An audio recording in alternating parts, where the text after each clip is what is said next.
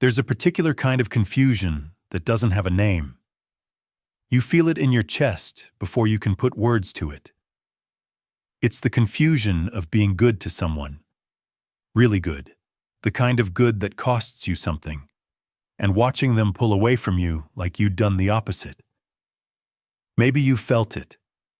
You showed up for someone. You were patient when patience wasn't easy. You gave them the benefit of the doubt even when the evidence was stacking up against them. And somewhere along the way, you noticed something shift. A coldness. A distance that wasn't there before. Or worse. An open hostility. Like you'd become the enemy in a story you didn't know you were part of. And you sat there afterward, replaying it. What did I do? What did I say? Going through it sentence by sentence. Looking for the moment you crossed some line you didn't know existed. And you couldn't find it. Because it wasn't there. I think most of us grow up with a quiet assumption sitting underneath everything. That kindness is safe. That if you're good to people, the worst that happens is they don't notice. Maybe they take you for granted, but they don't turn on you for it. That's the deal we think we signed. Except some people did notice. They noticed everything.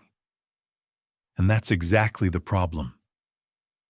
There's an idea, and I'm not going to dress it up in clinical language because it doesn't need that. That every one of us is carrying something we've buried.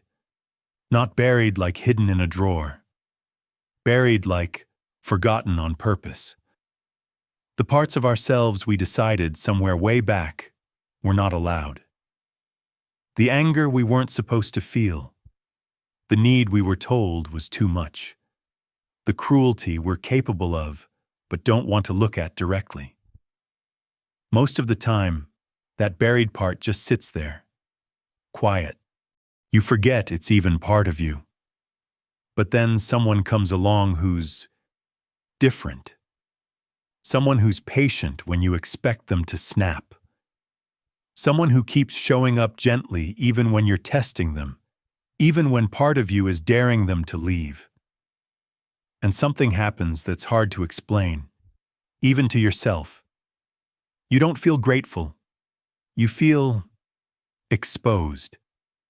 Like they're a window into a room you closed off a long time ago, and you didn't ask them to open it, and now you can't stop seeing what's in there. I used to think people who treated kindness with suspicion were just bitter. Damaged, maybe. People who'd been hurt so many times they couldn't recognize good intentions anymore. And there's some truth in that. But it's not the whole picture. Because I've watched it happen with people who weren't bitter at all. People who, by every outward measure, had it together. And the kindness still landed wrong. It still got twisted into something it wasn't. So if it's not just about being broken, what is it about? That's the question I want to sit with for a while. Not to arrive at some tidy answer. I don't think there is one, not really. But because I think understanding this changes something in how you carry yourself. It changed something in me. Slowly. Not all at once. Because here's the thing, nobody tells you about being a kind person in a world that doesn't always know what to do with kindness. The pain of being mistreated for it is real. But underneath that pain, if you're willing to look, there's something else. Something that's actually about you, not about them. And it's not what you think. We'll get there. But first, we have to go somewhere a little uncomfortable. We have to talk about what your kindness is actually doing to the people standing in front of it. Because it's doing more than you realize. Here's something that took me a long time to really sit with. Not just understand intellectually, but actually feel the weight of. Kindness is not neutral. It doesn't land on people the way water lands on a rock, just sliding off, no effect. It does something. It changes the temperature of a room. And for some people, that change is unbearable.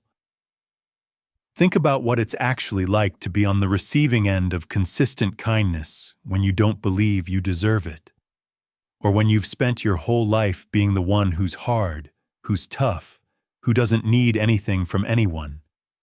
Someone shows up patient and warm and steady, and instead of relief, there's this flinch, like touching something too hot, except it's the opposite, too gentle, too much like a kind of attention you stopped expecting a long time ago. And the mind does something strange with that. It doesn't say, "Oh, this person is kind.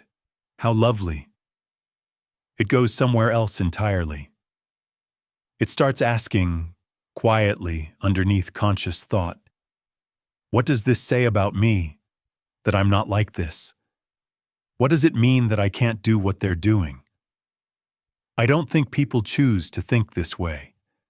I don't think anyone sits down and decides, I will now feel threatened by this person's patience. It happens underneath.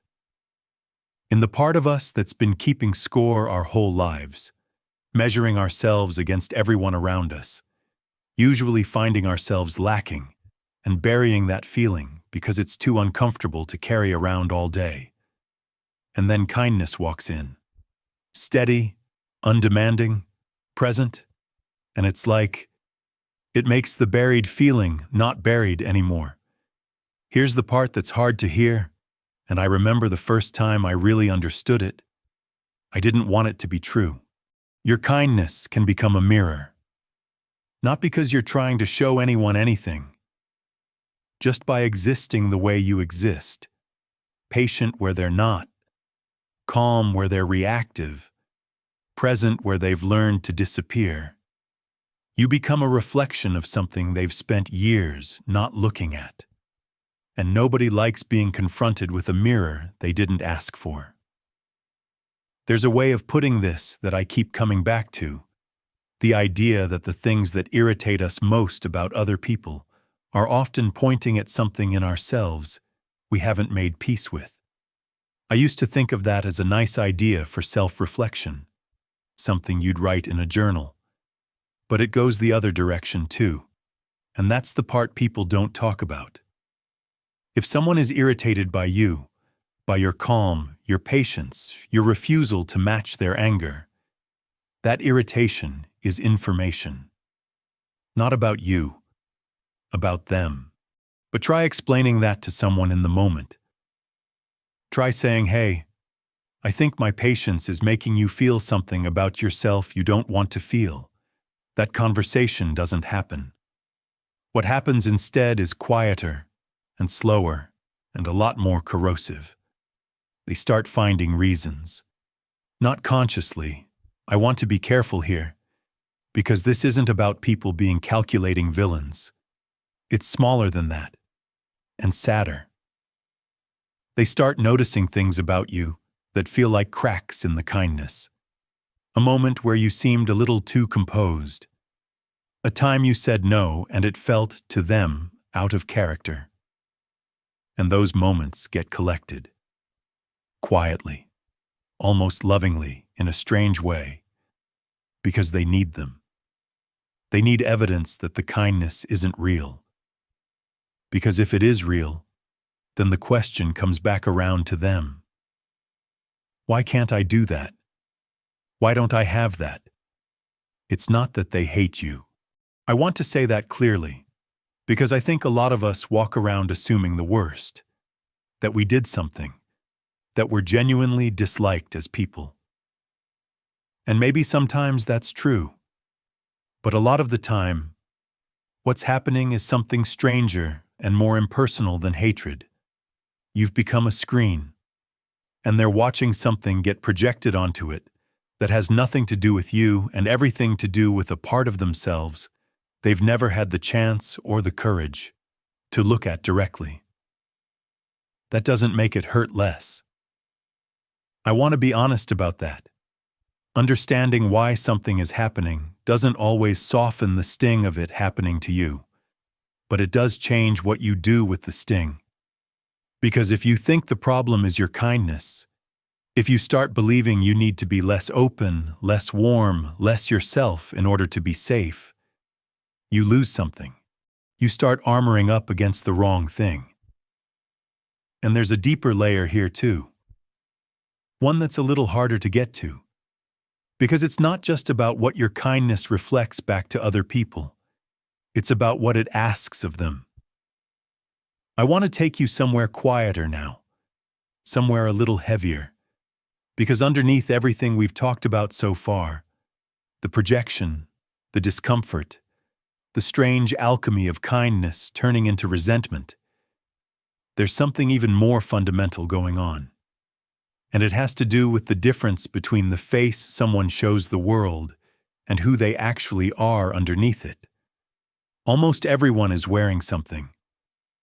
Not literally, but there's a version of ourselves we've built piece by piece, usually without realizing we were building it, that's designed to function, to fit in, to be acceptable.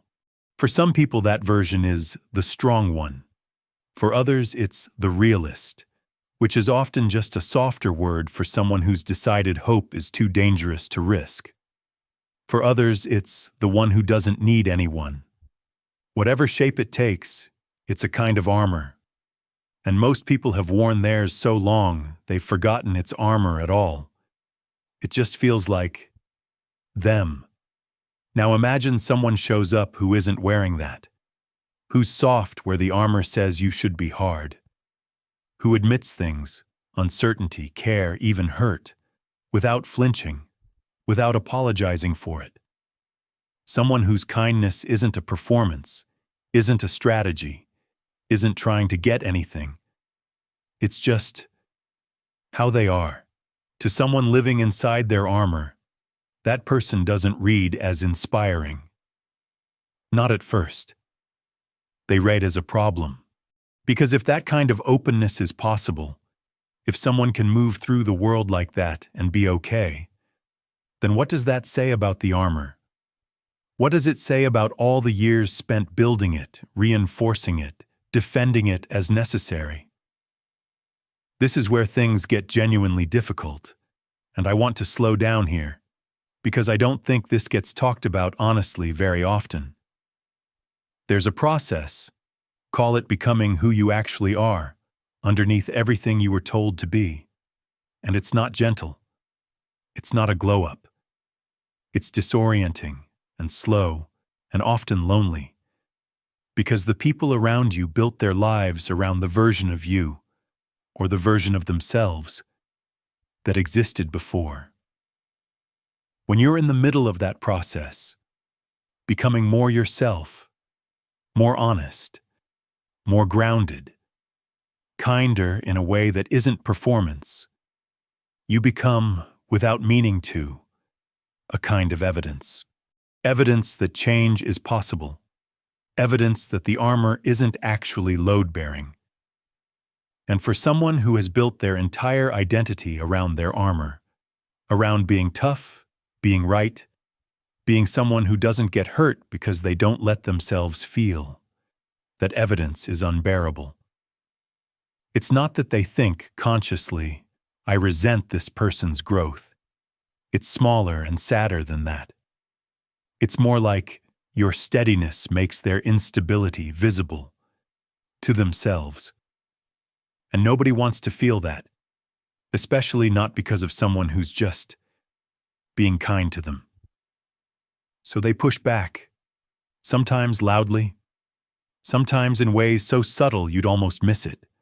A comment here, a coldness there, a way of needing you to be wrong about something, anything, just so the gap between you doesn't feel so wide. There's another layer to this, and it's one of the darker ones. So I want to be gentle with it. Some people have built their whole sense of who they are around being hurt. Not because they're weak, and not because they like suffering. Please don't hear it that way. But because for some people the wound is the only story they've ever been given about themselves. It's the thing that explains everything. It's the reason they don't trust. The reason they push people away before they can be left. the reason nothing is ever quite their fault. And then someone comes along, kind, steady, patient, and offers something that looks, from the outside, like exactly what that person needs: healing, care, a different way of being treated, and they reject it. Not always gently, sometimes with real force, sometimes in ways that feel like a betrayal to the person offering the kindness. Because why would someone push away the very thing they seem to need most? But healing means giving something up. It means the wound stops being the explanation. It means this person has to ask themselves who they are without it. And that question can feel more frightening than the wound itself, because at least the wound is familiar. At least the wound has been there long enough to feel like home.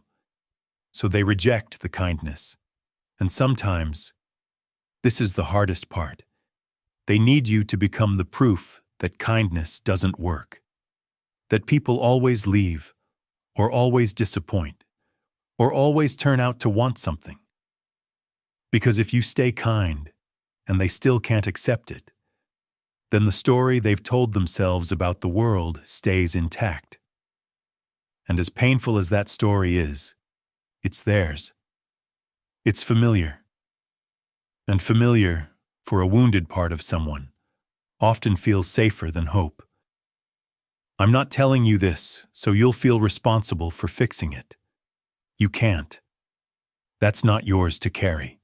I'm telling you because I think there's a kind of grief in this, a real one, in realizing that sometimes the people who need kindness the most are the ones who will fight you hardest for offering it. And that grief is allowed. You don't have to explain it away or rush past it. There's one more piece of this I want to name, because it's the part that can make you start to doubt yourself the most. Sometimes, when people can't accept that your kindness is real, when their experience of the world has taught them that nobody gives without wanting something back, they start looking for the catch. Quietly at first, then less quietly. They watch you more closely. They wait for the moment where the kindness slips, where you say no, where you have a bad day and you're not as patient as you usually are. And they hold on to that moment like it explains everything. See? I knew it. It was never real. And here's the cruel irony. The harder you try to prove that it is real, the more suspicious it can look. Because in their experience, people who are hiding something defend themselves. People who are innocent also defend themselves. But it gets read the same way. There's no way to win that argument from the outside. And for a long time, that might feel like the loneliest part of all of this. Realizing you can't argue someone into believing your kindness is genuine. Belief like that doesn't come from an argument. It never did. So where does that leave you? Because I don't think the answer is to become less kind.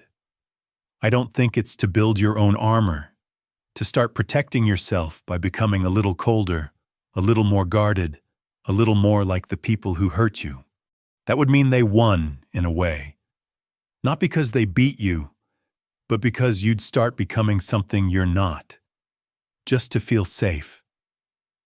But I also don't think the answer is to just keep doing what you've been doing and hope it eventually lands differently. Because there's something underneath all of this that's worth looking at, honestly. And it's not about them anymore. It's about you. I want to ask a question gently, because it's not meant as an accusation.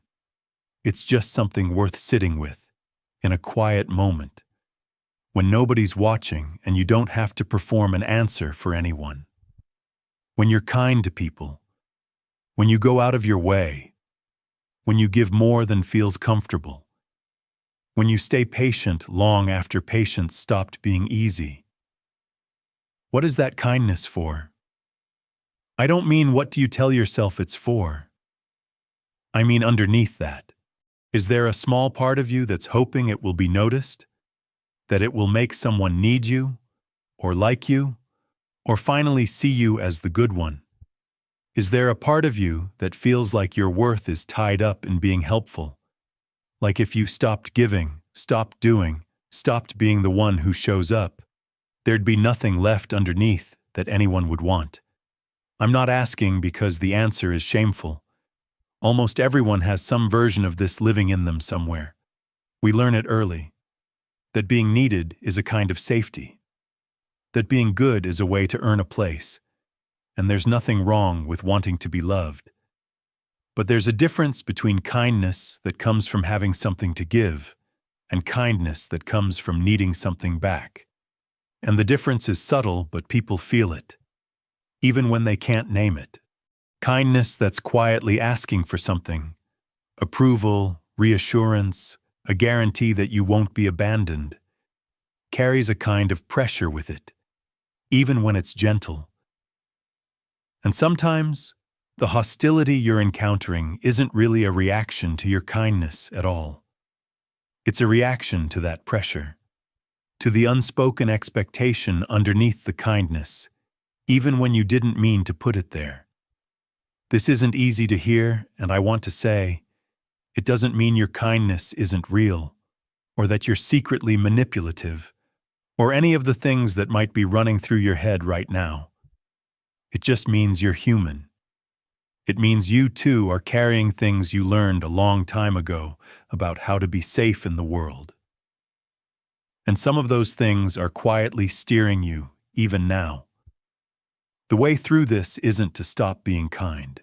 It's to get honest with the part of you that's been kind out of fear. Fear of being disliked, fear of conflict, fear of not being needed, and slowly, gently, let that part rest. Not because it's bad, just because it doesn't have to carry the whole weight anymore. And here's what starts to change when you do that. Boundaries stop feeling like a betrayal of your kindness. They start feeling like part of it. I think a lot of us were taught, somewhere along the way, that kindness and boundaries were opposites. That a truly good person says yes. That setting a limit, saying no, protecting your time or your energy, that these things were small failures of generosity. And so kindness without boundaries just becomes a kind of slow erosion. You give, and the giving doesn't come from abundance anymore. It comes from a well that's running dry, and you keep drawing from it anyway. Because stopping feels like it would mean you're not a good person. But kindness without boundaries isn't really kindness. It's something else wearing kindness's clothes. And people can feel that too. The difference between someone who's helping you because they have something to give and someone who's helping you because they don't know how to stop. When you start to hold both, the warmth and the limit, the openness and the line you won't cross, something shifts in how your kindness lands. It stops being something people can take from indefinitely. It stops being a resource that seems to have no edges, which, strangely, is part of what makes it easy for some people to mistreat. There's a kind of safety in limits, not just for you, for the relationship itself. And there's something else, too. Something quieter, that takes longer to notice. When your kindness comes from a place that isn't anxious, isn't performing, isn't quietly hoping for something in return, it becomes harder for people to twist. Not impossible. Some people will still struggle with it, for all the reasons we talked about earlier, the mirror, the armor, the wound. But the kindness itself stops carrying that undertone of need. And need is often what people are really reacting to, even when they think they're reacting to the kindness. You can be soft and have edges. You can be open and still be someone who isn't endlessly available. You can care about people deeply and still walk away from situations that are costing you more than they're giving back. None of that makes you less kind. It might be the first time your kindness has ever been allowed to just be kindness, without an agenda underneath it, without a question mark at the end. I think about this a lot. The idea that the people who react badly to our kindness are, in some strange way, showing us something. Not about whether we're good enough, or whether we're doing it right, or whether we should change who we are. Something quieter than that. They're showing us where the edges of ourselves haven't been drawn yet, where we're still giving more than we have, or hoping for something we haven't said out loud, or mistaking being needed for being loved. That's not a comfortable thing to realize. I won't pretend it is. There's a kind of grief in it, in recognizing that some of what you thought was generosity was also, quietly, a way of trying to feel safe. But there's also something freeing in it, if you let there be. Because once you see it, you get to choose differently. Not all at once, slowly, the way most real change happens. In small moments, in the pause before you say yes to something you don't want to do, in the quiet decision to let a relationship be what it actually is instead of what you're hoping it could become. And the people who couldn't hold your kindness, the ones who turned it into something it wasn't, who needed you to be the villain, who pushed away the very thing that might have helped them. I don't think you have to carry them as proof of anything. Not proof that you're too much, and not proof that you're not enough. They were carrying something long before you arrived, and they'll carry it after, whether or not you stay in their life. That was never yours to fix. It never was. What is yours? What's always been yours? Is the question of who you want to be in all of this. Not who you have to be liked. Not who you have to be to avoid conflict, or to be needed, or to prove you're good. Just who you are, when nobody's measuring it. I think that's quieter than people expect. It doesn't look like a transformation. It looks like small things. Saying no without over-explaining it. Staying kind to someone even after they've shown you who they are. Not because you owe them anything, but because cruelty was never who you wanted to be, regardless of what they deserve. Letting go of people who only ever seemed to notice you when you were useful, without needing to understand exactly why, or to have the last word, or to be proven right. There's a kind of kindness that doesn't ask anything of the world. It doesn't need to be seen, or returned, or even understood. It's not trying to fix anyone, or earn anything, or prove a point about who you are. It's just there, the way warmth is there in a room with the heat on. You don't notice it doing anything. You just notice that the cold isn't getting in the way it used to. That's not something you arrive at and then have forever. I don't think it works that way. Some days the old patterns come back. The people-pleasing, the over-explaining, the small panic when someone seems upset with you and you don't know why. That's okay. It doesn't undo anything. It's just part of being a person who's still, slowly, becoming more themselves. And maybe that's the real shift. Not that people will stop misunderstanding your kindness. Some will, some won't. And that was never fully in your control. But that it'll matter less. That you'll be able to give it, fully, and let it land however it lands, without needing it to be received a certain way to know it was real. You were never the problem, and you don't have to become someone harder, or colder, or more guarded to be safe in the world. You just get to be kind the way you actually are, with room in it for yourself, too. That's not a smaller kind of kindness.